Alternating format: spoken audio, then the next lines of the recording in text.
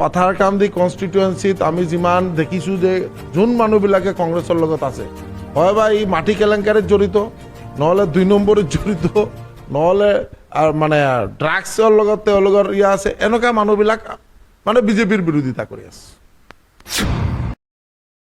বিশেষকৈ বহুত ভাল লাগিছে আৰু সবচে ডাঙৰ কথা হ'ল যে আমাৰ মাননীয় মুখ্যমন্ত্ৰী ডক্টৰ হিমন্ত বিশ্ব শৰ্মা মহোদয়ৰ যে আমাৰ ওপৰ যিটো আস্থা, তাৰ কাৰণে আমি বহুত বহুত ধন্যবাদ জনাইছোঁ। এইটো আকৌ আমাৰ তৃতীয়বাৰৰ কাৰণে আমাৰ ভাৰতীয় জনতা পাৰ্টিৰ চেণ্ট্ৰেল নেতৃত্ব বা ৰাজ্যিক নেতৃত্বসকলে আমাৰ ওপৰত বিশ্বাস আৰু আস্থা ৰাখিছে আৰু আমাক যে প্ৰাৰ্থী হিচাপে পাথাৰকান্দি কনষ্টিটুৱেঞ্চিত আমি মনোনয়ন পাইছোঁ, তাৰ কাৰণে আমি কৃতজ্ঞতা জনাইছোঁ।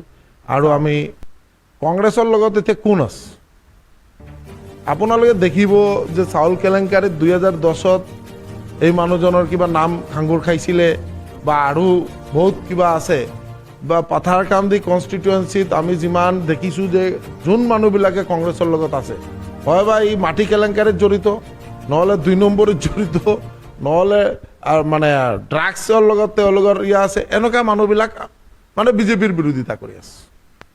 একদম চিধা কথা, এইটো ৰাইজে গম পাইছে, গোটেই অসমৰ ৰাইজে গম পাইছে। আজি আপোনালোকে চাওক, এই যে আমাৰ বনাঞ্চল কেনেকুৱা ধ্বংস কৰিলে লাষ্ট কংগ্ৰেছৰ টাইম। আমাৰ মাননীয় মুখ্যমন্ত্ৰী মহোদয়ৰ এটাই চিন্তা যে গ্ৰীণ অসম, ৰিফৰেষ্টেশ্যন, ফৰেষ্টটো বচাব লাগিব, অসমৰ মাটিটো বচাব লাগিব, অসমৰ ৰাইজৰ সুৰক্ষা দিব লাগিব। তাৰ কাৰণে মাননীয় মুখ্যমন্ত্ৰী মহোদয়ে দিনে ৰাতি কাম কৰি আছে।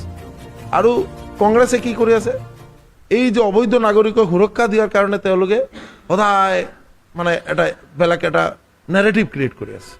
তাৰ কাৰণে ৰাইজে গম পালে যে বিজেপি চৰকাৰ য'ত থাকিব তাতে শান্তি, সম্প্ৰীতি, প্ৰগতি আৰু ডেভেলপমেণ্ট থাকে।